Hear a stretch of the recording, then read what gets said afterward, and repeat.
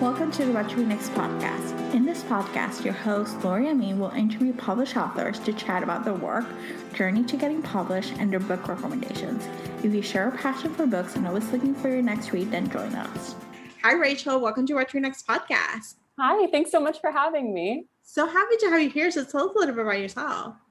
I am a young adult author. I'm originally from outside of Philadelphia, but I am now in Pittsburgh for all of eternity. My wife's family has deep roots here. So yeah, I'm a young adult author outside of Pittsburgh. I love this. And so let's talk about young adult novels. So what did you read young adult novels when you were growing up? Or wait, what young, maybe the young adult novels that we have now are different from what we had, back in the day. But did you For sure.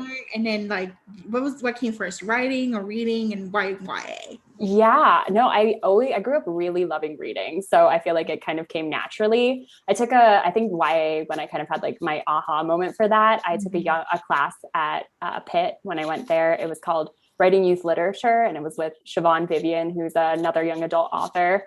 And it was, and it was an incredible class. And yeah, so that just really lit the fire for me to write YA and kind of steer my focus there. And I just think it's such a brilliant genre. You know, the high school age is such a pivotal one. You have so many firsts, your first loves, you go to prom, you're about to go off to college and set out on this huge new chapter of your life. You have self-discovery and growth. And I also just think it's so relatable at any age. You could be 12 years old and pick up a YA novel and be like, I hope my senior prom is as cool as this book makes it seem.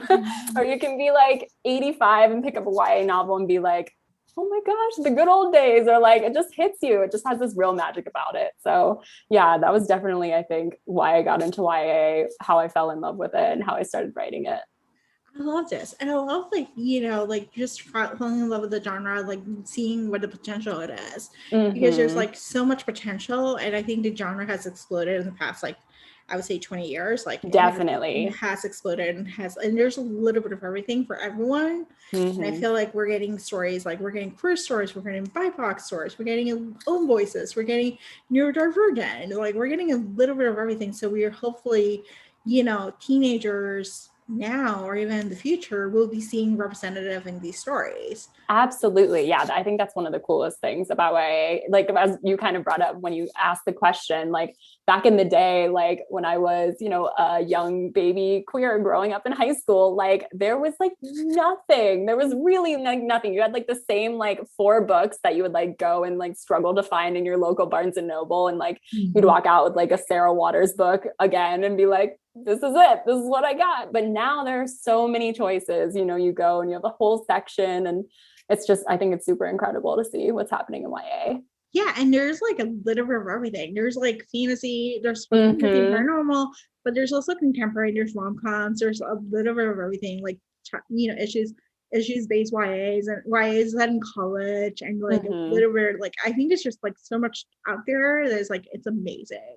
For sure. Yeah, for sure. I discovered YA. I read YA growing up, and then, but I was only Sweet Valley High and Babysitter's Club. Those were the YA books that I did follow. And they're hella problematic. Babysitter's Club is not problematic, but Sweet Valley High is very problematic. Yeah. We'll get there. So I started reading YA, and I took a break until about a year ago, and I discovered, and I went back to the book, and I was like, let me see what is out there. And I was so happily, wasn't surprised. I can see stories like myself there. I can see stories like my friends there. And I was like, wow, there's a lot of diversity here. For sure. Yeah. And I think that's just been so cool. Like you said, over the course of the last 20 years, just kind of the change that we've seen, and just so much material, so much incredible material, so much diversity, and it's only growing, which I think I'm so excited about. And I can't wait to see where we are in 5 years. I think it's going to be super cool. I love this. And so this is your debut as a solo author, right? Yes. My solo debut. Yeah. Your solo debut. So talk to us about it. Tell us about the story, but talk to us about how do you get this book deal? Oh my gosh. Yeah. So my 2 other books, I was the co-author for. 5 Feet Apart is kind of the most notable. Yeah. So for that one, it actually did come through as I mentioned, I took a class at the University of Pittsburgh with Siobhan Vivian. And after I graduated, she reached out and said, there was a screenplay that was looking to get turned into a novel about, two teens with cystic fibrosis that fall in love. The idea behind it was to raise awareness about cystic fibrosis and put it in the spotlight in a way that had never been before.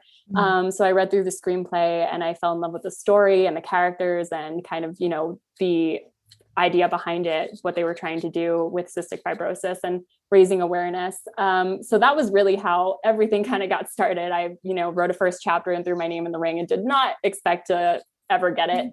And then I did.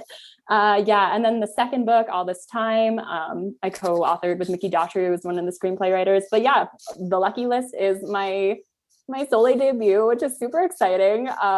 It's crazy because, I've done it twice before, and this is just like, it's new in a whole new way, but it's also the same in a whole new way. So it's definitely been a super fun experience. But I'm so excited for it. The Lucky List, it's about a girl named Emily whose life is in shambles the summer before her senior year of high school. She's wrecked things with her boyfriend, Matt. Her best friend, Kira, is away for the whole summer. And her dad is looking to sell her childhood home.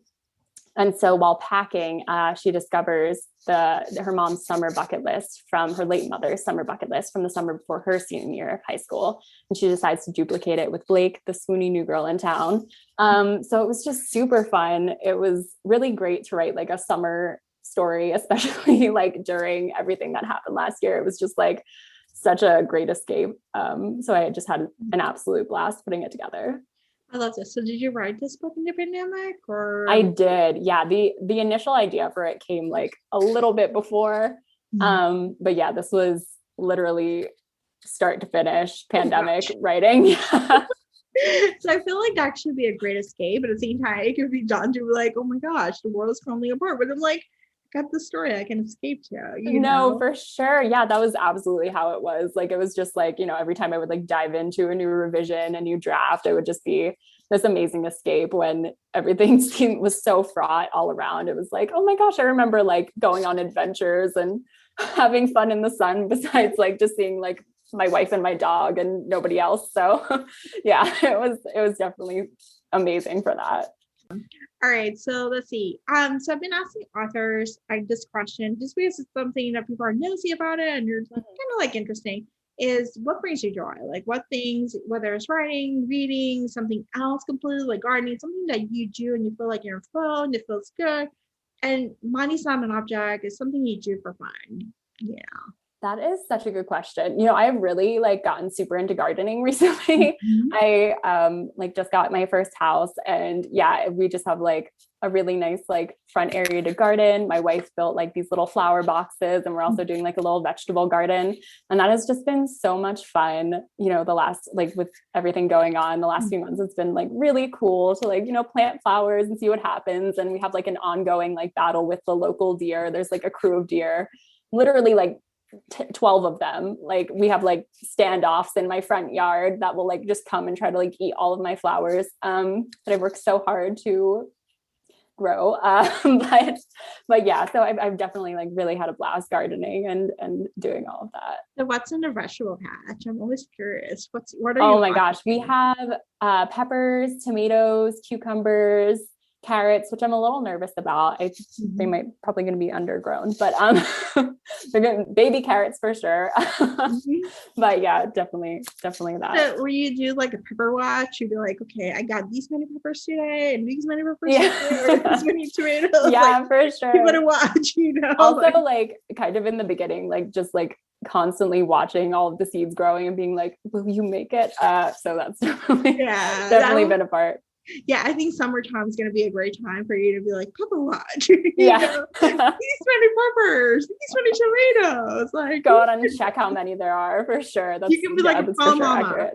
Like, mama. I'm like, here's all my vegetables. I did it. Yeah. No, I definitely will be. I love this. So let's talk about some books you recommend. So which books can you stop gushing about? Books that you like or books that you read that you're like, oh my gosh, everyone should read this. Oh gosh. So many. I love Nina LaCour's writing. So good. We Are Okay is, I honestly think I talk about it more than any of my own books. And that is the honest truth. Just so incredibly talented. It's like a quiet book. It's pretty much a girl like drinking tea in her dorm room and like recovering from grief and coming to terms with grief and all of that. But oh my gosh, she has just such an ability to say exactly what needs to be said and nothing more and nothing less. And I think that is such a hard balance to find in writing. You know, you like either blab on forever or, you know, you just write too little and, you know, the readers don't get the full picture. So I think just in complete awe of Nina LaCour and her writing. Another one that I really loved was Here the Whole Time by Vitor Martins. It came out, I think, 2 years ago. A year ago, it's hard to say with, you know, everything that happened, but it is such a good book. It's about a boy named Felipe who's super excited for winter break.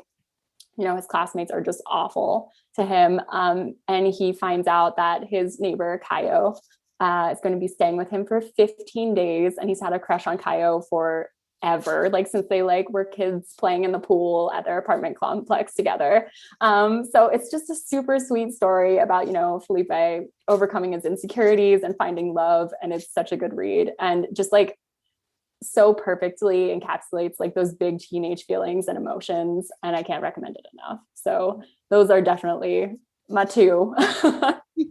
I love these recommendations. I love Nina LaCour. Like I feel like her writing is like just it's gut feeling. Like you feel it in your gut. Like you're like it's and it's not a long book. It's like she writes just enough that gives you like the feelings, you know.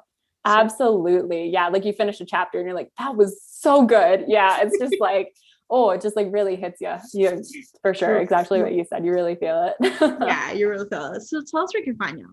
Oh yeah.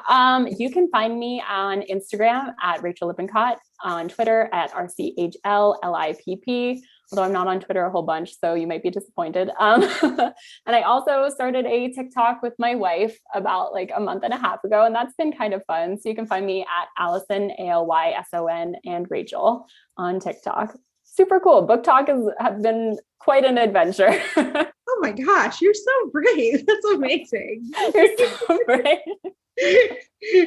Yeah, no, for sure. Oh, this is awesome. So thank you, Rachel, for being on the show. Thank you so much for having me. This was super fun. If you enjoyed this podcast, feel free to share with friends, subscribe, rate, and review the show. This is the easiest way to support the podcast. For book recommendations, author interview archives, and other fun book resources and tips, please visit WhatchWeNextBlog.com. The Watch Read Next podcast is part of the Frolic Network. To discover new shows to listen and love, please visit frolic.media/podcast. Thank you so much for listening and have a great day.